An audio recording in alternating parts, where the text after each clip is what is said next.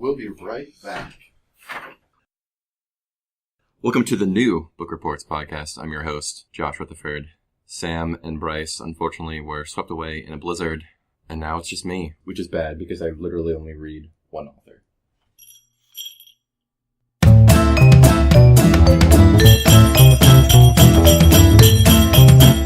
On this episode of Book Reports podcast, Brand Sam. Bryce hates Fat Jim. Gratuitous sex and violence. Sam hates golf. Burpers. James L. Brooks' Pokemon. Dead donkeys. and much, much more. Welcome to a very special Christmas special of Book Reports podcast. I'm Sam Tyler. I'm Bryce Steiner. What? Who's this coming down our chimney? It's our special guest, Josh Rutherford. Ho, ho, ho. Thank you so much for coming on the show, Josh. Thanks for having me. Appreciate finally being here. Yes, we've wanted you on the show for several reasons. First of all, America, you're going to fall in love with him for the same reasons we did. But two, you're also a fan of the show. I am a fan of the show. Wait, this show? This show. Why? He's a fan because he's never listened to it before. That's clear, yeah. Because I moved away and I was deprived of your excellent humor, so it was great being able to stay in touch that way. It wasn't very reciprocal, but... Well, that's fantastic. I'm glad our absence made this show better for you. Yes. That's good. That's now good. that I'm back, we'll see. Anyway, I thought, last time in September, August? Let's try this. September. We'll do this again. Jared Dimmick, I think, was the September release. Josh, you're a fan. Yes. This was Jared? Yeah, that's the most recent one. You're going to be our fact check site from now on. Thanks. I'm a burper. That's what we call ourselves. That is delightful. Yeah. Burpers. Okay, listeners, I've got good news and bad news for you. The good news is you have a name. The bad news, it's Burper. We need to start a fan page for ourselves on Facebook and call it the Burpers. Wouldn't it be great that, whenever a fan, how they introduce themselves, they come up and start patting us on the back? So it's not only a good job, but they're... That is a great idea. You are the gift that keeps on giving, Josh. It's like Hanukkah. Mm-hmm. Mm-hmm. I was going to say, what we thought was going to be one joke turned out to be 8. Josh, there's a question we ask every single guest their first time on the show. Would you please tell us what kind of books you enjoy reading? Well, I have been reading a lot of fantasy lately for the past year and a half when I've gotten back into reading. I was into them a lot as a kid, but then I found this thing called video games. I think I've heard of it. Bryce, in the first podcast, you said that Holes was what really got you into to books. When I was a kid, was it Louis Sekars? I don't know how to pronounce his name, but he also wrote the Wayside Stories. Yeah. Oh, did he? Wayside School. I really loved those as a kid. I loved Bruce Colville science fiction stories. Right. But then I got introduced to Japanese role-playing games, which back in the day had a lot of reading. So I was like, oh, it's my two loves combined. And it kind of faded away with having to read for school and stuff I didn't necessarily like. And then a couple of years ago, I was introduced to tabletop role-playing. I got to enjoy that with you, Sam, and it was just really awesome with all the storytelling and oh, this is so engaging and everything. And I found a community once I moved to get into role-playing and everything. Fantastic. So I had an opportunity to actually lead games. I was like, how am I going to be better at this? So I actually looked up information on how to be a good storyteller and these things. They're be a good storyteller by reading stories. It's like, what? Oh, how about that? So it just kind of came burn this full circle of going from reading to video games to board games, tabletop, all the way back to books. And now I'm just all about fantasy reading and actually love it. Oh, that's fantastic. I read nonfiction for that same reason. About 90% of the nonfiction I have read is all because there's a game in here. The idea of being able to get stories and NPC ideas and so on is all over those kind of books. So you're almost saying that nonfiction, there's a story I can tell here, whereas fiction, the story's already been told. I'm not going to be able to make a game out of it? It depends on what kind of games you want to do. I personally think that nonfiction gives you a lot of fun background stuff that you can put into your games that make them more realistic and can give you a lot of really complicated, weird setting details, which is why I've written a book about Constantinople for role-playing games. You never mentioned it. Yeah, have I mentioned this, everybody? But at the same time, reading fantasy stories and science fiction stories are the DNA of almost all role-playing games. That certainly isn't wrong either. There's a lot of things you can glean from that. And that was the purpose going into it, but it's honestly not even what I do with it at this point. I'm in the transitional period right now, and now it's just reading because stories are super entertaining. That's fantastic. That's great. Since you're reading it for fun now. What draws you to those? The characters, the author that I like, and stay tuned. Josh is flirting with you, listeners. Hello. He's just really good at telling stories. Like, there are really cool systems. He has, like, different magic systems that he uses across his different books and everything, but just the characters themselves are just really engaging, and I find myself really invested in them. I know way back before you moved, we had spoken about Game of Thrones. Had you watched the show? I've watched a little bit. It is enjoyable. I avoided the books. I was in the process of picking what kind of fantasy books did I want to get into. And there were 3 prolific fantasy authors, and 2 of them have trouble finishing books. The show is going to be finished before he even finishes the book. Yes, that's true. That's very true. I knew that this guy, he puts out stuff just constantly. He just does not stop writing. You can go on his website, and he has written commentary for every chapter of every book that he's written. This is of like Brandon Sanderson? I like to call him Brand San. He's a creative writing professor at Brigham Young. Oh, that's interesting. Yeah, so he's always turning out stuff, and it's actually really good. I'm okay with waiting, but when it seems like the author's not putting too much of an effort to finish things, I knew I wouldn't have that problem with Brigham. Everything I've heard about Game of Thrones doesn't make me want to read it more. I haven't heard anything about it that really grabs me or gets me interested. Why do you think I should read Game of Thrones? Gratuitous sex and violence. I think it's a good fantasy setting, coming from someone who doesn't enjoy fantasy. So maybe it's a good stepping stone. I, at times, kind of struggled to get through this book. It was interesting, but I just didn't have, like, the motivation to get through it. I'm just wondering how you guys determine sort of the sunken cost fallacy of, oh, I've already read this far, I need to keep going, I've invested this much time already, or am I going to be losing more time? Like, for me, I read really good things about this book, and it was kind of a slow start. How long am I going to stick with? How do you guys determine at what point? There is a point that I get, you're just like, why am I reading this? I give up pretty quickly once I realize, like, this isn't entertaining. If I don't see the value coming later, I'm just going to drop the book. I think every book that I start reading, I don't go into it hoping I hate it. Every book I've ever read, especially for this podcast, I've started reading it hoping that it's enjoyable. Okay. And so there's been at least 2 books that I've ended up hating. So it was just like, you're not talking about the subjects I want to listen to. Right. If I go into a book expecting a different thing, I'm probably going to end up not enjoying it. For me, I tend to read books fairly quickly. I'm usually in the middle of a couple of books when I'm reading a book. Usually there's one next to my bed and one in the can. So what I tend to do is if I'm reading a book and the other book I'm reading, I'm just reading that one instead, that book gets put to the side.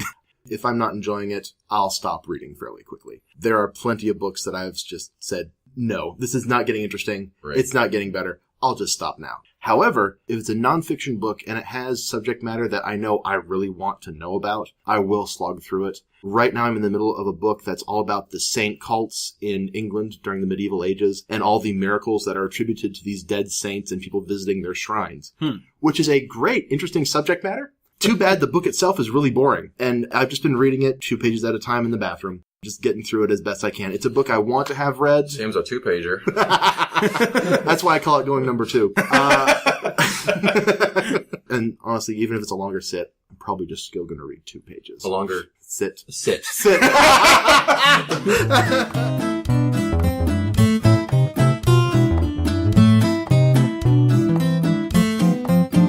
It's the giving season, and our listeners have inundated us with the fact that, Bryce, you're such a giving person to Sam. Why does he never give you anything ever in life? Listeners, you're absolutely right.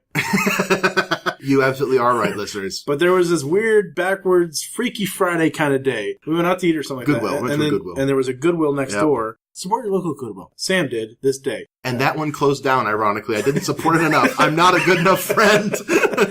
But in that rare window that they were open, he found a book in their book section. He's like, oh, Bryce won't stop talking about this particular subject. I better get this book for him. Maybe he'll shut up about it now.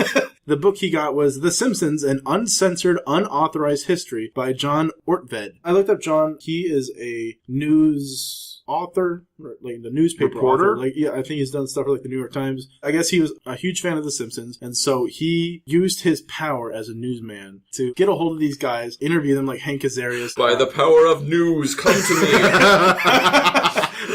And so John gets a hold of like all the creators and all the writers and the producers, and he interviews them for this book. So the way The Simpsons got their start, James L. Brooks, who helped produce incredible shows like Taxi, Mary Tyler Moore, he was a pillar of really good shows. Everyone's like, if James L. Brooks is a part of it, it's going to be a good show. He can just do whatever he wants. Along comes this tiny station, Fox, by Rupert Murdoch, and he wants to start creating some good shows. He gets James L. Brooks to create a Tracy Ullman show, which is sort of like SNL, but it's just by Tracy Ullman, who is a female comedian. Almost like Carol...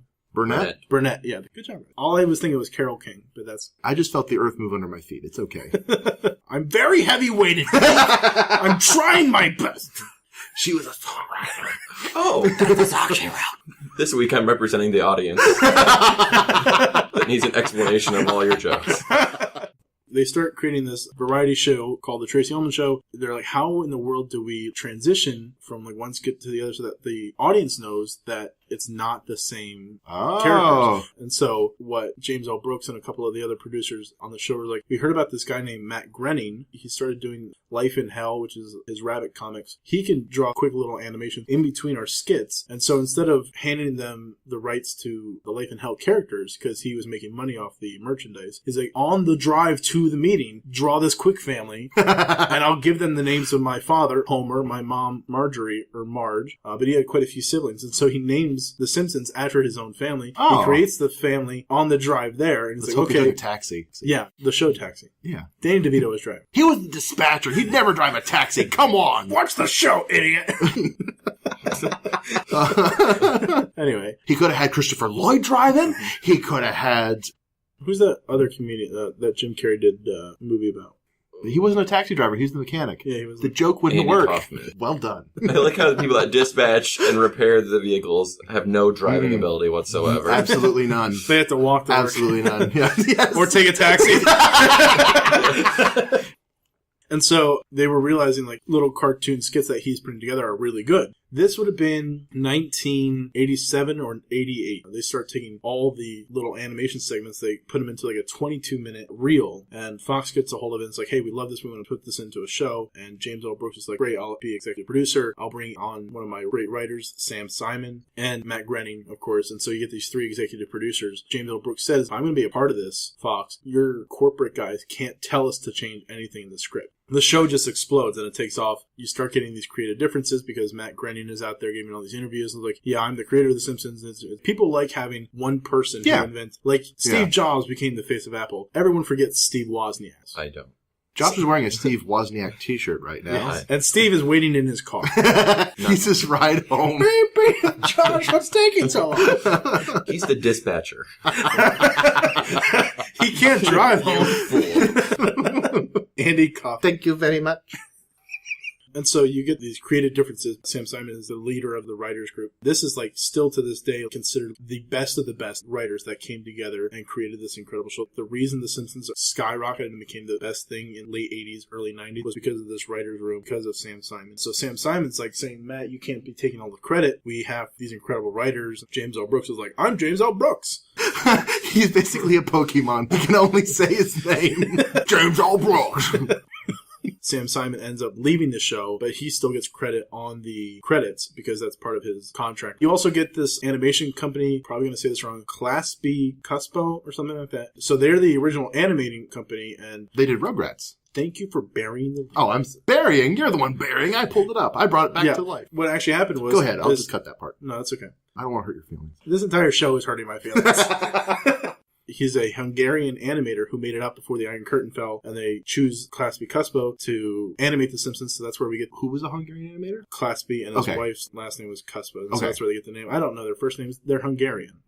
Class B Cuspo, after the first couple or so seasons, they get replaced by Film Roman. They're talking to Class B in this book. Class B is saying, thankfully, this new television channel came up, Nickelodeon, and they needed a lot of animation. And so that's where we get Rugrats. They also did Real Monsters. Yes, they definitely did. As Told by Ginger. Yes. Wild Thornberries. Wild Thornberries. Yes, because there's a distinctive style to them. Yeah, yes. I don't think they did Doug, but it's like, that's getting into my childhood. Right. It's like, oh, these are the shows I like. I was a Rocko's Modern Life fan. Hey, Mr. Big Hit. Rocko. Yeah, Bryce's autonomic triggers. Ow, Ed. Ow, Ed.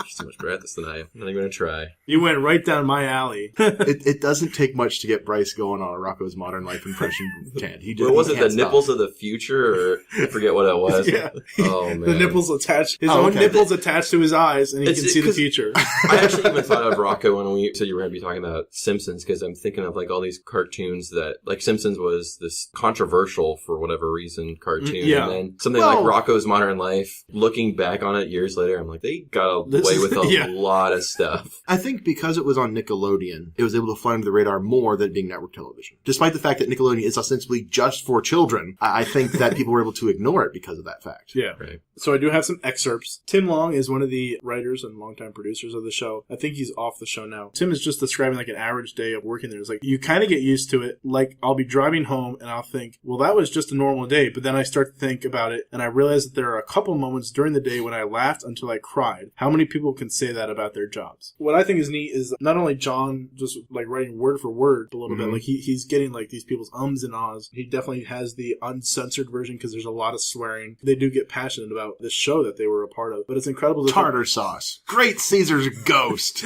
Meemaw. Oil of Olay.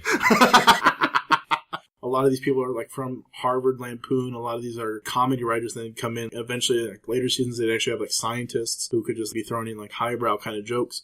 They weren't just showing up for a paycheck. They were showing up to make each other laugh, to be the funniest person in the room. Now, this, as you said, is the uncensored, but it's also the unauthorized story. Yeah. So, are there things in this that they're able to say because it's not involved with the actual Simpsons? You're always asked what I didn't like about the book. One of the things is that whenever Matt Groening is having a blurb, it's always from a newspaper or it's always from an interview. Oh, he wasn't in the book. He never interviewed Matt, which I can't imagine that John's like, I'm not going to talk to the creator of The Simpsons. Let's get everybody else. Who's next? Oh, Matt, I've got my piano recital tonight. I better not. And the book's due by 3. I don't have time. So he's just saying, like, this is not an official version. This is just me interviewing people who are willing to talk to me, I think is what John is coming at this by. Because it's not official, though, is he able to put in stuff that maybe they wouldn't want to have in an official story? I think most of the stuff was between Sam Simon and Matt Groening, and now some of these producers were trying to like get ahead of each other by maybe backstabbing another person. So I think most of this was known in Hollywood at the time, or known in like Gracie Films, which is one of the producers of The Simpsons. It's like the production company named after Gracie Allen, the comedian. Really? Yeah, that's fun. James L. Brooks, that's his company. Oh. I remember that reference. Like, Sam will probably know who this is. I never bothered to look up who she is. Really? She's just some old comedian lady. Buckaroo. Very neat lady. Did it have anything about the voice actors in it? How thick is the armor plating in Hank Azaria's car? Because there's like so many voices and there's like 5 voice actors. That's funny you bring up Hank Azaria, especially because like we'll find out the special guest later. We're just going to do a quick table reading. Hank Azaria just comes up with this random voice. It was for Frank Grimes. He was like a really nice guy that showed everyone like, Homer's an idiot. Like, why do you like this guy? Hank Azaria was doing this table read, and he provided this character out of nowhere, and it's like, that's incredible. You're the voice now of that's Frank cool. Grimes. I think he does Chief Wiggum. He does Moe. He does like all these characters. I think Hank Azaria definitely needs like a nice big security guard around him. Well, there's several of them. Like Dan Castanella does Homer, Krusty, Grandpa Simpson. So it's just crazy. So one of the great things about The Simpsons being so popular, especially amongst kids, it was also popular amongst famous people's kids. And so I want to get on this show to impress my kid a little bit. One of the people they wanted was Stephen Hawking. I think we need to write Stephen Hawking in this episode so we can meet Stephen Hawking. So they started just That's doing what we're doing later. with this podcast, too. Yeah. Here's my special guest, Ralph Nader. I don't mean to be insensitive. I think it'd be kind of easy to fake Stephen Hawking, actually. They mentioned that. They said, we had the same exact computer program, but we really just wanted to meet Stephen Hawking. So we told him the lines, they programmed it into his computer, and we came over later and recorded with him. Now, Stephen Hawking was also on Futurama, too, if I recall correctly. Yeah. Also Matt Groening. Yes, that was the connection I was making, yeah. Well, most people don't know that, Sam. I'm sorry. If this was a book about Futurama, I'd be all over it. Did they have anything in there about the voice actors as far as, like, if one of them dies, what happens to the show? In recent seasons, you get Edna Krabappel. Her actress died. Right. But she was just one character. That's true. I don't think it's mentioned in the book here. Well, what the Muppets did when Jim Henson died is they had somebody do Kermit. They panicked! Actually, have you seen the Jim Henson's funeral? Death episode of The Muppet Show? Oh, no. Oh, it's really sad. Legitimately? This is real. Oh. he died and they did a special Muppet show about his death. And the very opening is, we're going to have this really cool guy named Jim Henson on the show. This guy sounds really neat. And at the very episode, like, oh, he can't make it. He died. And so all the Muppets come together and sing Jim Henson's favorite song. I'm not making this up. This is real. That is okay? sad. It is. But after Jim Henson died, they found new people to do all those different puppets except for Rolf the dog. That's why Rolf the dog doesn't talk on any of the movies or any of the Muppet specials anymore. Because he was Jim Henson's favorite Muppet. Oh. Yeah. So, Bryce, how about your book? I'm sad now. My last excerpt here, I believe it's Tim Long again speaking. It is classic Tim. They had Mr. T in. I said to him, I remember you put out a record called Mr. T's Commandments. And somehow he heard that as, Mr. T, please sing Mr. T's Commandments. So he sang me the whole song. And I thought, if I'm killed by a sniper tonight, well, my life would have ended beautifully because I've been sung to by Mr. T. Oh, that's great. Just reading this book, especially like the guest stars that would come on, I'm literally like laughing out loud. But I think that was because I was coming from it as a fan of The Simpsons. You can give me a book about water polo and the famous stars of water polo. I'm not going to be that interested. I probably won't even finish it. Horses swimming is pretty interesting. Horse water polo is the best. Yeah, but if one drowns, they have to drain the whole pool. No, they don't. It's nasty. Since you read this book as a fan of The Simpsons, Yes. has this book changed the way you watch Simpsons or your feelings about The Simpsons? I think it definitely has. They touch on the fact, after the guest stars chapter, he goes on to talk about how The Simpsons has begun to decline. How long has it been on the air? As long as we've been alive. They came out in 89. So there's our age listeners. Speak for yourselves. I was 4. You were old enough to appreciate the adult humor on The Simpsons. Don't have a cow, man. Eat my shorts.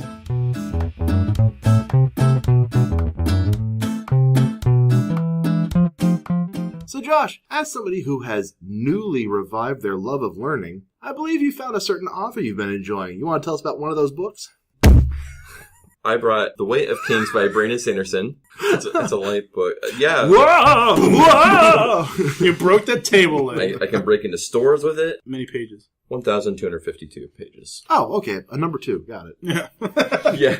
It is the first book in his Stormlight Archive trilogy. So it's not the first book by him you've read, but the first in this trilogy. Yes. Okay. So he has several series of books that are part of this universe called Cosmere. They're all very loosely connected. There's different trilogies. Like the one that I started with was his Mistborn trilogy, which is a lighter read. The full trilogy of... Only 900 pages. Yeah. Well, the full trilogy could fit into that book. So, yeah, it was a bit of a jump, but I really got into that. Then I looked up more stuff from him because they're all loosely connected. So, oh, great. you don't have to know everything. That's just little Easter eggs if you've read the other books. So they're all taking place in the same They're world. all in different solar systems. Oh, okay. Is how it works. And each solar system has its own magic system. Yeah, That's fun. So is it cosmic fantasy where they're traveling among planets? It's going to get there. That's the cool, fun. because you're seeing different eras. Like, he already has 2 trilogies out. So there's one that's out, I'm not sure what I would equate it to, medieval almost, Okay. in technology. And then the next book is 300 years later, where it's more of a steampunk setting. So you get to see these different series that he's doing congruently. You see the technological developments over time. That's really neat. This is a fantasy setting that has technological advancement and magical advancement at the same time, Yes. then. That's an interesting prospect. I'm really big on world building. That's something that's fascinating to me. So Star Wars, A New Hope is my favorite. Lord of the Rings, The Fellowship of the Rings is my favorite. But I love the world building. And so that's really cool that it feels like there's always going to be more world building because I'm not sure how this series ends yet. I haven't finished this trilogy, but he spaces them apart enough that it almost feels like it's a brand new world. Sure. Like sure. there's stuff that you recognize. They'll have mentions of this is what this character went on to do. Any short story collections? Yes. It's for people who have already read his books. Oh, And okay. that's where a Just lot fill of in the the fun gaps. So there's actually an even thicker book than that of just short stories that great. connect the universes together, and you can find out. So that's going to be frosting for you after you've read the rest. I've already read some of them, because Oh, it will okay. specifically say, Nice.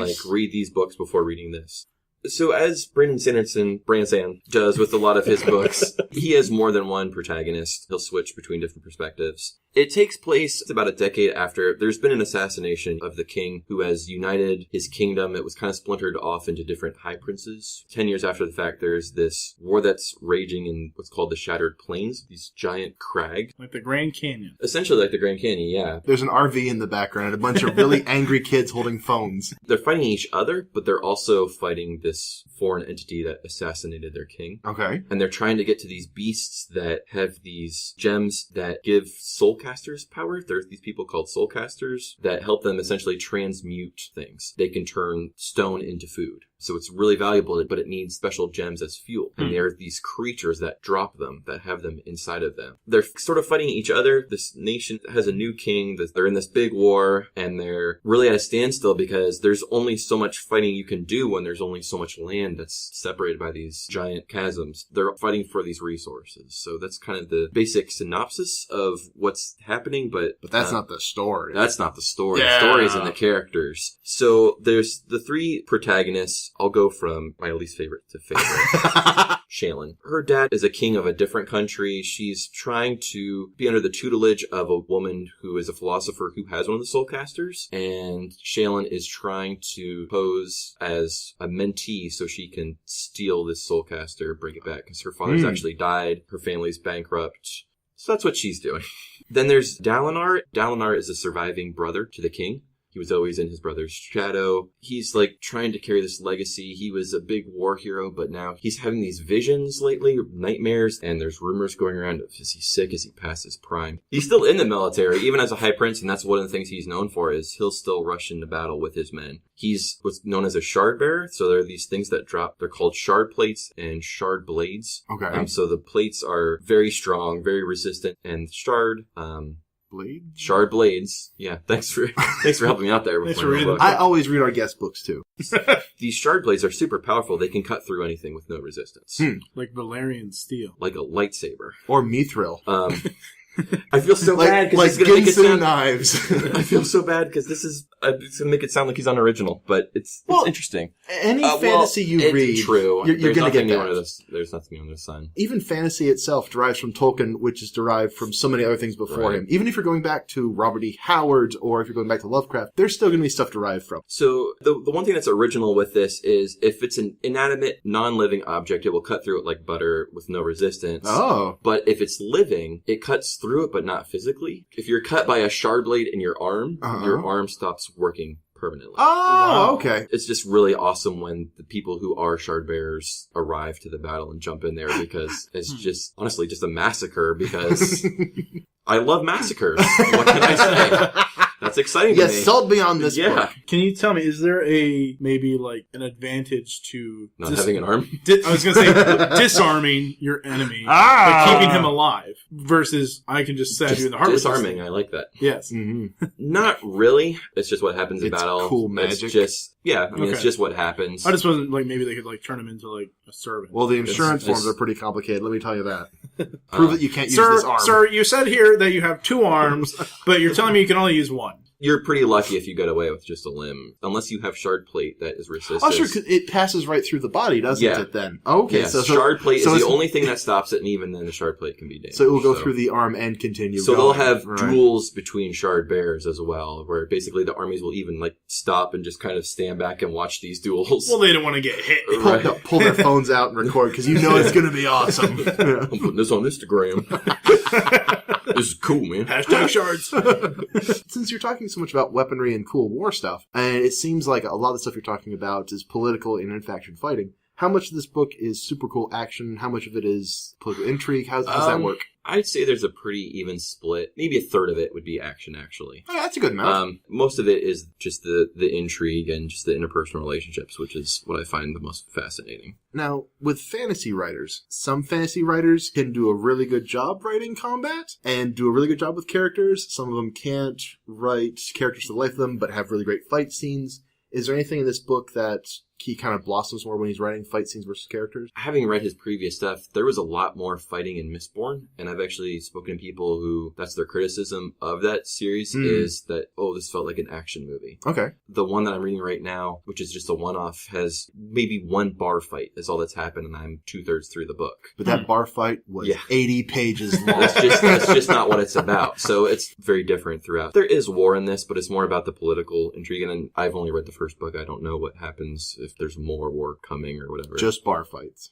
Well, that's good. It's good that he shows a variety of techniques and can write lots of different stuff. And you even have different perspectives of the same battles sometimes, because Dalinar will be interacting with another High Prince who uses an unconventional method of getting across the chasms. He actually uses what are called bridgemen, who carry these giant bridges. It is their job. They are slaves. That's great, though. That's a good description. And those were my favorite chapters of the book, were actually focused around the third protagonist, Kaladin, a slave. He used to be a very capable fighter, but now he's the only character in the book that has history revealed over time. Like it will go back in time and reveal slowly how he got there. It doesn't have that with the other characters, but we get to see how he became a slave. That was the part that it was kind of a tough read to get through, not because it wasn't uninteresting, but because it just felt like everything bad was happening to this character. Oh, like, I understand. Yeah. It was really rough. Like, this is a guy who was a promising surgeon at one point, turned into a soldier, and is now a slave charging into battle with these other guys. And not all the bridges make it. They're essentially fodder. They run in first for the army to try to get these bridges across the gap so that the soldiers can go across. They can't defend themselves. There's archers on the other side that just pick them off. And so the bridge gets heavier, and he describes that in great detail of just what this guy's having to go through. But the reason I love the chapters so much, there was a lot about perseverance and leadership. For me, like, I was in like a really weird season struggling with hope myself from reading this book. Yeah. So that's probably why it was difficult to get through those chapters, because it was maybe too relatable. But then just seeing him develop that hope and that leadership and stepping up to the plate and just becoming more was a fascinating read. And he was your favorite character, you said? Yeah, yeah, by far.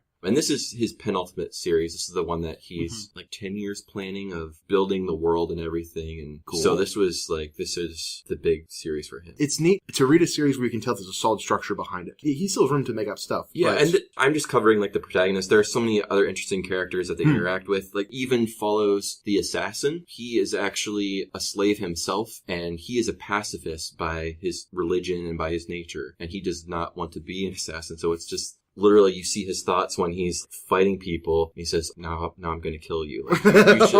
You should have done this." Like, he wants to die even. So it's a really deep, complex character. So that was really interesting to read. As I alluded to, I wasn't a big fan of the Shaylin chapters. I was wondering, what was the... he writes really good female protagonists from his other books, and he stays away from tropes. And I'm not saying that she was a trope. She was supposed to come off as witty and everything, and it was just more like word games that she would play with people. So I don't know if that was actually probably intentional on his part. It might have been, because she becomes very interesting toward the end of the book once you find out more about her. So I think it's just a different way of presenting characters, whereas he had Kaladin where he's revealing the past over time, whereas Shaylin, it's just more of like just revelation in one moment. You don't get the whole past from her, but now I'm more interested. If you were to read the next book in the trilogy and she was in it, would you be happy to see her again? Yes. Okay. Actually, I would. Now, you did mention earlier that this guy is a Mormon, or at least you suggested he was Mormon. Yes. That's saying he worked for Brigham Young University. Has his beliefs as a Mormon in any way impacted the book? Do you see that at all? There is a lot of talk of faith in there. There's, especially in the Shaylin chapters, where she's being mentored by a heretic, and then she's almost courting a priest who's trying to convert the heretic. Oh. He does explore religion in that regard, and I can't speak for him, but it almost felt like maybe he was voicing maybe some of his doubts through the atheist character. That's neat. The fact that was even addressed says it. He introduced complex characters that don't just blindly accept something. What I thought was more of a message of the book actually came from stuff that wasn't overtly religious. It would be more of like Kaladin's struggle, just doing what's right as well. And this is a guy that's been very oppressed. He has opportunities to be apathetic or even get revenge, and just looking at how he deals with that with his background of what does it mean to be a good person. Ordinary virtues in the hardship. That was really the takeaway that I got. And what it means to be a leader as well. Because as he's developing as a leader, he's asking these guys that have no hope to do even more work than what they're expected to do. And he does that by doing the work himself. There's a lot of exploration of morality in the book I really like. Because this book has 3 different points of view, do the 3 points of view conflict greatly? Because one of them is a military leader, another one is somebody who is effectively a spy, I suppose, and is trying to steal something. Another one is a slave who has all these moral lessons in the background. Do you feel any one of those characters has more of the writer's voice in it than the other one does? Or do you feel all 3 of them have a certain amount of correctness? Kaladin was definitely the main protagonist. Okay. Is what I got from this. He had the most chapters. There were sections. It was broken into parts where we didn't hear from the other characters. It would be other people that would come in, but Kaladin was the one that was consistent throughout the whole book. Okay. He's the only character that has the flashbacks that talk about his character development, so I feel like that would be more of the author's voice. He was more so the hero of the story than the other two might be. Not that they were bad people or anything, but certain lines of morality. Because Dalinar, I love how you remembered all of these names for the Simpsons writers and stuff, and I'm like, well see, the guy that I read 1,200 pages. This is something I was going to say. Is like, why do fantasy authors think that they can just invent new names? Like, why can't the main character be Tim? Is it just like a running joke, or is it just something like, look how creative I can be? It's to give a sense of character through the name. If like the best ones can do that, the best ones can tell you who a character is based on the sound of the name for sure. However, I do think too that it sets it apart from it being our world because their names we're not used to. Because if it is just Jim's a great name for great men, but you probably are going to look a little all our silly. Jim listeners are like, yeah, ooh, I'm a Sam fan now. Bryce hates Jims, so I love Slim Jims. there you go, perfect. So if you're a fat Jim, he won't have you. But, if you're Jim the Half Destroyer... the Jims are like, yeah, Bryce as well! oh, Bryce. Bryce. Sorry, you were having a point. I think it's gone now. No, if you're Jim the Destroyer, it doesn't really work. That's my point. That was all I wanted to say. That's a good Tim the Wizard. That's a Monty Python reference, isn't it? Yeah, almost. It is. Yeah. There was supposed to be like a really long name he was supposed to say, and he forgot what the script said, and he just said, Tim! Well, I have one more excerpt. Oh, actually. please do. So Dalinar is struggling because, he's this war hero. He's struggling because people say that he's not capable as a leader because he's going crazy with these visions. And so people are thinking he's not fit as a leader. And so he's trying to read The Way of Kings is the name of a book in this story was written by a wise king years and years ago. So Dalinar is still grieving his brother's death and trying to learn from this book. This is an excerpt of him reading it. So this king actually took a journey across his entire kingdom on foot with no one to go with him. Was he Andy Kaufman? He couldn't drive. Yeah. He was a dispatcher. He could only fix the carts, not actually drive them. But this is actually my favorite excerpt of the whole book. Yes, I could have traveled quickly, but all men have the same ultimate destination. Whether we find our end in a hallowed sepulchre or a pauper's ditch, all save the heralds themselves must dine with the night watcher. And so, does the destination matter, or is it the path we take? I declare that no accomplishment has substance nearly as great as the road used to achieve it. We are not creatures of destinations. It is the journey that shapes us. Our calloused feet, our backs strong from carrying the weight of our travels, our eyes open with the fresh delight of experiences lived. In the end, I must proclaim that no good can be achieved of false means, for the substance of our existence is not in the achievement, but in the method. Is that an overwhelming theme for this book? Because it seems like a lot of what you're talking about seems to have a sense of just doing right for the sake of doing right. Yeah, in this discussion, Dalinar, he's talking to a rival high prince. They have an interesting relationship. They were friends, now they're rivals, and they do things very differently. Dalinar is all about running into the midst of a battle before his men. He doesn't use bridgemen, and Sidious is... Sounds like a bad guy. So you see just a very stark contrast between these two men, of the guy who is learning as he's reading this and trying to follow these tenets of this king from the past that a lot of people say are outdated. You have this other high prince that is the opposite. He's definitely casual about things, has no problem sending in basically meat bags. Right. To meat bags. Your old Republic is showing. Yeah. Well, listen, if you fill the crevice with enough bodies, it'll just create its own bridge. That's true. And you can just walk across the dead. That's how I crossed the Grand Canyon. There was a long line I just pushed. A lot of burros.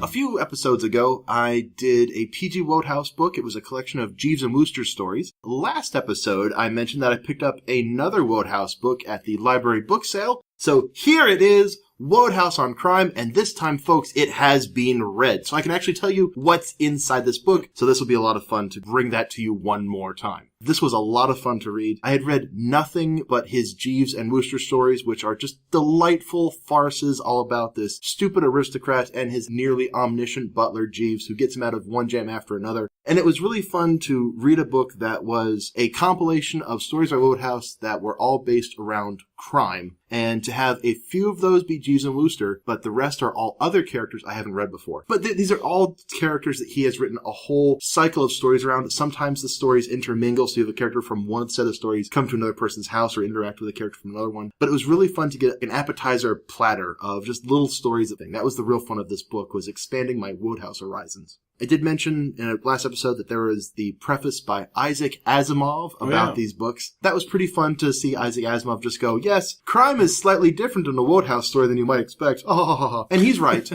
That's my Isaac Asimov impression. If you ever met Isaac Asimov, you'd be amazed how accurate that was.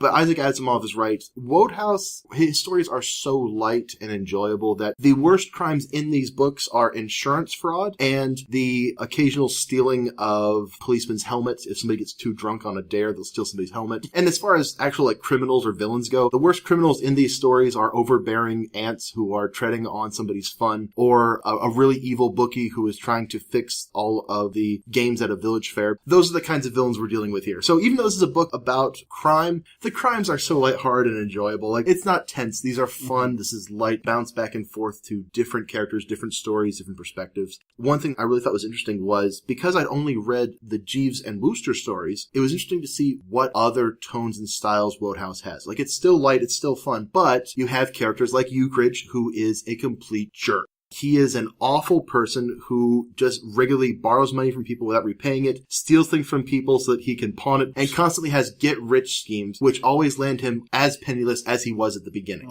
P.G. Wodehouse actually wrote 60 stories about this character. Wow. There are 2 in this volume, so only 58 to go. I didn't really like Ukridge, so I wasn't as enthralled by the stories. I was kind of waiting for the other shoe to drop for him to get in trouble. What I really enjoyed was there's a character named Mr. Mulliner. Is this a part of the Ukridge is a different character. So Ukridge, you got those 2 stories, and this is a different character out of all these crime stories, correct? Yes. Mr. Muller. There are 2 Ukridge stories in this volume, and there are, I think, 3 Mr. Mulliner stories. And Mr. Mulliner is a regular at a pub called the Angler's Rest. All the other people in the pub are known only by the names of the drinks they order. But Mr. Mulliner always finds a way to finagle into a conversation he has been eavesdropping in and to relate whatever they're talking about to an incredibly improbable story about one of his relatives. The way this came about is Wodehouse, he would get tons and tons and tons of ideas, and if they were just a little bit too improbable for him to write to a full story, he put them in a notebook. And then he thought, I've got a lot of these. Let's attribute them to one guy as the narrator. Funny. So all of Mr. Mulliner's stories, which are incredibly improbable, are all the stories P.G. Wodehouse found too improbable to write down as a full story. They're really wonderful. The first one in this volume is Strychnine in the Soup. Mr. Mulliner is talking about his nephew who loved reading mystery stories, and one of the stories he really enjoyed was called Strychnine in the Soup. So the actual crime in this story isn't somebody being poisoned, it's somebody steals the mystery novel just before he gets to the exciting part. So that's the big crime we're dealing with here. It's a wonderful story. All the bits and pieces fit together by the end. Wodehouse has such a way of not wasting anything. Every sentence is going to tell you about the character. It's going to move the plot forward, and it's going to surprise you by coming around again in the end. None of these stories are over 30 pages. They're all really short stories, but they have such a sense of just conservation of narrative. Everything in them matters, and everything in them is delightful. If I could just read a quick excerpt from Strychnine in the Soup. Mr. Mulliner's nephew, Cyril, has gone to a play called The Grey Vampire, and discovers that the woman sitting next to him is absolutely stunningly gorgeous. He did not know her name was Amelia Bassett. He had never seen her before. All he knew was that at last he'd met his fate, and for the whole of the first act he was pondering the problem of how he was to make her acquaintance. It was as the lights went up for the first intermission that he was aroused from his thoughts by a sharp pain in the right thigh. He was just wondering whether it was gout or sciatica, when glancing down he perceived that what had happened was that his neighbor, absorbed by the drama, had absent-mindedly collected a handful of his flesh and was twisting it in an ecstasy of excitement. It seemed to Cyril a good point d'appui, which means a good point to attack, a good strategic point to pierce. "Excuse me," he said. The girl turned. Her eyes were glowing, and the tip of her nose still quivered. "I beg your pardon?" "My leg," said Cyril. "Might I have it back if you're finished with it?" The girl looked down. She started visibly. "I'm awfully sorry," she gasped. "Not at all," said Cyril. "Only too glad to have been of assistance. I got carried away." "You're evidently fond of mystery plays?" "I love them." "So do I." "And mystery novels?" "Oh, yes." "Have you read Blood on the Banisters?" "Oh, yes. I thought it was better than Severed Throats." "So did I," said Cyril. "Much better. Brighter murders, subtler detectives, crisper clues, better in every way. The two twin souls gazed in each other's eyes. There's no surer foundation for a beautiful friendship than a mutual taste in literature. And that's just a quick example of the joy of Wodehouse. Light, fun, airy, and character-filled. It's a shame we'll be alone forever. All the stories are delightful in different ways. They're also different. They're also fun. And to have different perspective characters. Like, Jeeves and Wooster are both such strong characters. And because Wooster gets in trouble and Jeeves gets him out of trouble, they're basically almost a plot generator. Like, they're good scaffolding to hang a story on. And so it was interesting to see Wodehouse having characters who aren't necessarily that same story over and over and over again. Sure. And it was fun to see him just kind of spread his wings and fly in different directions. One story that I thought was kind of fun was the crime wave at Blandings. He has a cycle of stories which take place with an aristocratic family in an English castle called Blandings. A really gentle-souled, very introverted, calm-minded Earl has a family who constantly have very petty problems and constantly annoy him, and all he wants to do is read about pig farming in his library. The story basically of all the trouble that gets into somebody when they get hold of a BB gun. Because if you get a hold of a BB gun, you kind of want to shoot something. And so the story just kind of continues of, this person got a hold of it, here's what they shot. And then it continues from there until everybody has gotten a hold of the BB gun at some point in the story. And it's just this narrative of people getting in trouble, feeling bad about it, somebody else getting the gun, feeling bad about what they've done, and then the interesting miscommunications that come from everybody feeling bad about shooting somebody else with a BB gun. And then it all resolves itself in the very end. It's really simple storytelling, super, super low stakes, but it's just so much fun, and it's just so delightful. That's what I wanted this book to be, and that's exactly what it was. It was just such a neat thing to be able to find more stuff that I can love about Wodehouse. Was there a story you liked the least? There is another character that he writes called the Oldest Member, and he is a member of a golf club who is so old he no longer golfs, but he just sits in the clubhouse and drinks and bothers the younger members by telling them stories about his relatives. It is very similar to Mr. Molnar. However, it almost felt like it was somebody trying to write like Wodehouse than actually Wodehouse. I know Wodehouse was a prolific golfer. I don't really care about golf, and there was a lot of that. If you like golf, you'd probably enjoy this story more. But even more than that, the actual plotting felt a little bit less light. It felt more forced than the other ones. So I didn't really care for that story. And it didn't flow for me. I didn't find it interesting. And it was kind of funny. The story does end, though, with the Oldest Member going, "You weren't listening. I'll tell it to you one more time." And it's like, no, because I'm right there along with the person he's telling that story to. I don't want to hear this story again.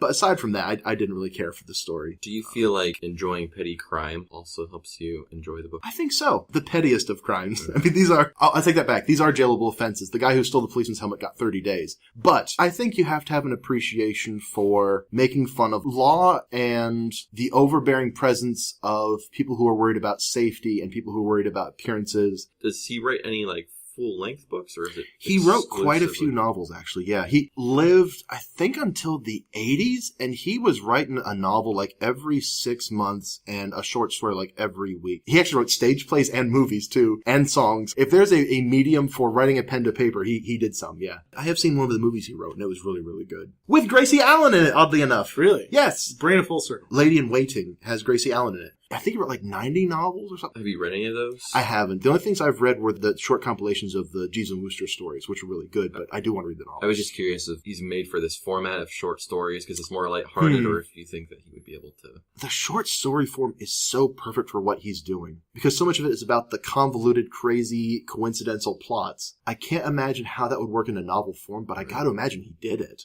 These are cupcakes. This is like a little cupcake, a little bit of frosting. It's fun, it's easy to eat. What's a turkey dinner by Wodehouse like? I can't imagine. It's got to be good, though. I realize there are full-size cakes you could have.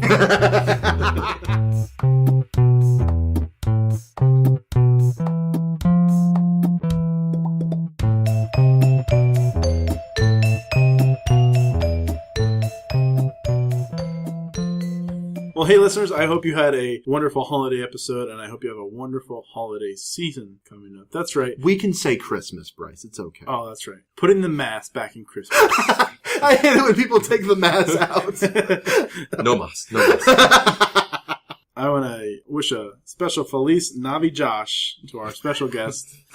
Thanks for coming by. That's what I call it. Yes. I'm really trying to make it a thing. Thank you very much for coming along, Josh. It was great having you on as guest. It was great finally being here. It was a delight to talk with you guys and hear your riffs and your hijinks. Have we destroyed this podcast for you now that you've seen all the horrible some of the things? magic is gone. Well, most of it, really. You know how the sausage is made now, so... For listeners, you can find us on facebook.com/bookreportspodcast. You can send us an email, bookreportspodcast@gmail.com. You can find us on iTunes. You can find us on YouTube by following those names as well. Like us, leave us a comment. I love reading the comments. It's too bad there's never none. Yeah. We have a constant stream of comments even before we start doing the podcast. And I hate it. You misspoke. Ha ha. Try living that one down. If you remember a few episodes back when we had Akeem on the show, I did a very heartfelt book about Mr. Rogers, and the author was Tim Madigan, and so I actually sent him an email. I found him online. And so I said, here's our episode. I had just a big fan of your book. I just wanted you to know that we covered it, and I just really appreciated it. Tim Madigan emailed us back. He said, hilarious and smart. Sounds like you guys had a blast. And I appreciate very much your words about the book and my story. Right on. Keep spreading the word, brother. Thanks for reading out. It means a lot. That's great. So, yeah, that's fantastic. Very loving, kind words from Tim Madigan.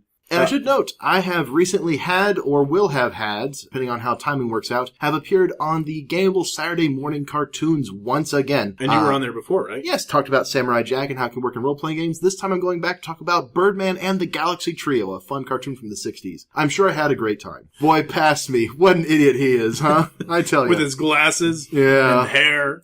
He's a regular old fat Jim. And I hate him!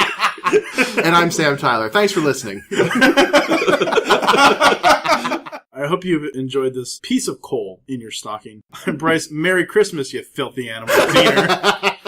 I'm Sam. I want to live, Clarence Tyler. I'm Josh. She wrapped the cat, Rutherford. And we will see you next year.